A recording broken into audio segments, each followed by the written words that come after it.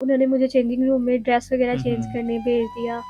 तो जब मुझे नहीं पता था कि वहाँ कैमरे वगैरह लगे हुए हैं, ठीक है, मैं ईज़ी होके कपड़े चेंज किए बाहर आई हूँ। मेरे पेरेंट्स ने खूब मुझे मारा, गालियाँ दी, यहाँ तक कि टोटल मतलब हर तरह से उन्होंने मुझे टॉर्चर किया और एट द एंड उन्होंने मुझे घर से निकाल दिया। ज़ाहिर-सी बात है जब एक बेटी की वीडियो ऐसे आती है तो कोई भी माँ-बाप एक्सेप्ट नहीं करता। हुँ। एक अनमैरिड लड़की के साथ जब ऐसे होता है उसकी वीडियो लीक हो तो इस चीज़ को समाज भी नहीं अपनाता। सिर्फ़ एक आखिरी हल एक लड़की के पास खुदकुशी रह जाता है।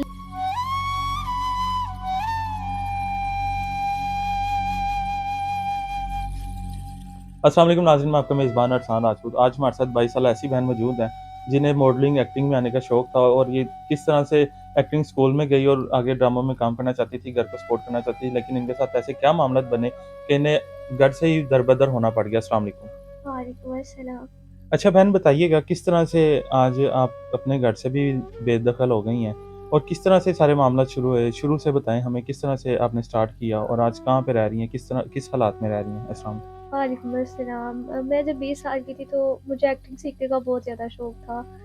तो मेरे पेरेंट्स इस चीज़ के बहुत ज़्यादा खिलाफ थे, लेकिन मैंने उनको बिना बताए एक्टिंग स्कूल में एडमिशन ले लिया। हुँ, ठीक है, छुप-छुपा कर कुछ मेरी दोस्तों ने मेरा साथ दिया इस चीज़ में। ठीक है, ज़ाहिर-सी बात है कि इंसान के पास पैसे खुद से तो नहीं इतने आते और पॉकेट मनी से इतना कुछ होता नहीं है, तो मेरी दोस्तों ने साथ दिया। मैंने वहाँ सारा कुछ एडमिशन वगैरह ले लिया। उसके हुँ, बाद जब मैंने ये सीखना स्टार्ट किया तो मेरे कुछ टीचर्स, कुछ सर्स वगैरह थे जो मेरे साथ मिसयूज़ करना शुरू कर दिया, तो मैं इस वापस आ गई। लेकिन हुँ, फिर मुझे एक दफ़ा मैं घर में बैठी तो ऐसे मेरे मोबाइल पे कॉल आई, मैंने बात की उनसे तो उन्होंने मुझे मॉडलिंग में चांस दे दिया।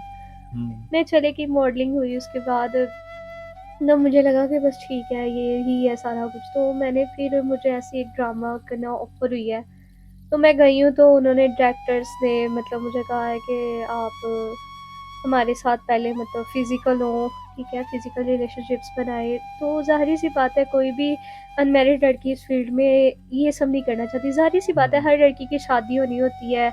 मुझे इस फ़ील्ड का शौक था तो बस मैं, वो कहते हैं ना, इंसान पर बुरा वक़्त किसी से पूछ कर नहीं आता, बिल्कुल ऐसे ही है। ठीक है? तो मैंने उनकी बात मान ली। लेकिन हुआ कुछ भी नहीं, सिर्फ़ ज़लालत, ज़लालत। मैं अपने घर से गई, उन्होंने मुझे बैग में। वो नाम के डायरेक्टर थे, सिर्फ़ उन्होंने सिर्फ़ शो करवाया हुआ था सारी चीज़ें कि ड्रामा जी, कर रहे हैं कि लड़कियों को मिसयूज़ कर सकें। ऐसा ही है, बिल्कुल तो ऐसा ही है। आपने उनसे अपने आप को बचा लिया।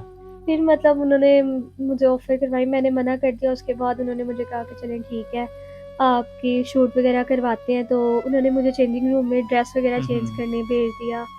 तो जब मुझे नहीं पता था कि वहाँ कैमरे वग़ैरह लगे हुए हैं, ठीक है, मैं ईज़ी होके कपड़े चेंज किए बाहर आई हूँ। 2-3 दिन बाद उन्होंने मुझे मेरे मोबाइल पे वीडियो क्लिप भेजा, तो मैं इतनी ज़्यादा परेशान। उन्होंने कहा कि अगर हमारे साथ आप फ़िज़िकल हो जाओ या पैसे दो, ठीक है, वरना हम आपकी वीडियो जो है आपके पेरेंट्स को भेजेंगे, हुँ, पूरी हुँ। दुनिया में लीक कर देंगे। तो कोई भी लड़की, मैं इतना ज़्यादा डरी हुई थी, लेकिन मैंने उनका मतलब उनकी बात नहीं मानी, ना उनको पैसे दिए। उन्होंने वीडियो मेरे पेरेंट्स को भेज दी। मेरे पेरेंट्स ने खूब मुझे मारा, गालियाँ दी, यहाँ तक कि टोटल मतलब हर तरह से उन्होंने मुझे टॉर्चर किया और एट द एंड उन्होंने मुझे घर से निकाल दिया। हालाँकि आप अपने पेरेंट्स को ही सपोर्ट करने के लिए निकली थी घर से, जी, बिल्कुल तो उन्हीं बाद को। में उन्होंने ही आपको अपने घर से निकाल दिया। ज़ाहिर-सी बात है जब एक बेटी की वीडियो ऐसे आती है तो कोई भी माँ-बाप एक्सेप्ट नहीं करता। हुँ, एक अनमैरिड लड़की के साथ जब ऐसे होता है उसकी वीडियो लीक हो तो इस चीज़ को समाज भी नहीं अपनाता। हुँ। ठीक है, हमारा समाज जो है वो कहता है ना कि अगर इतनी सी बात होती है तो वो उछाल-उछाल के इतनी बना देते हैं कि सिर्फ़ एक आखिरी हल एक लड़की के पास खुदकुशी रह जाता है।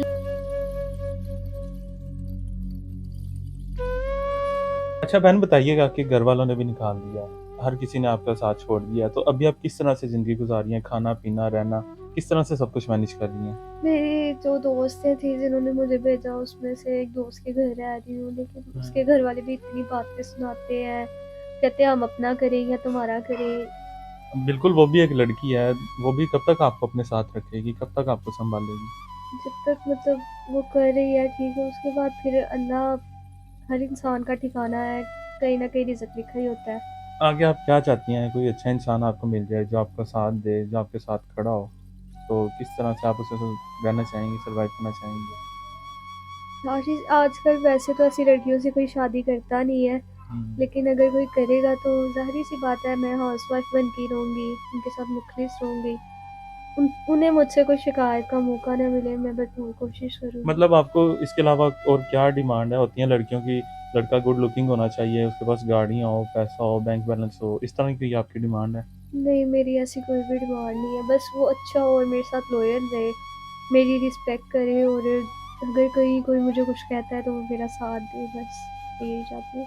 जी, तो नाज़रीन आपने बहन की कहानी सुनी है किस तरह से माँ-बाप को सपोर्ट करने के लिए निकली थी, लेकिन माँ-बाप ने बात में किसी और की वजह से समझने की कोशिश नहीं की माँ-बाप ने, लेकिन अपनी बेटी को ही घर से निकाल दिया। आज ये अकेली हैं, 22 साल इनकी उम्र है, तो अभी किसी के घर में रह रही हैं, कब तक ऐसे दर-बदर की ठोकरें खाएँगी? ऐसे माँ-बाप के लिए यही पैगाम है कि बेटियों को समझाएँ, उन्हें बाद में सपोर्ट करें, इस तरह अकेला ना दर-बदर के धक्के खाने के लिए छोड़ दें। और जो भी इनके साथ आगे चलना चाहता है, जैसे भी माँ-बाप इनके साथ करना चाहता है, स्क्रीन के ऊपर नंबर चल रहा है, राब्ता कर सकते हैं। इसी के साथ हमें इजाज़त दीजिए, मिलते हैं अगली वीडियो में, तब तक के लिए अल्लाह निगहबान।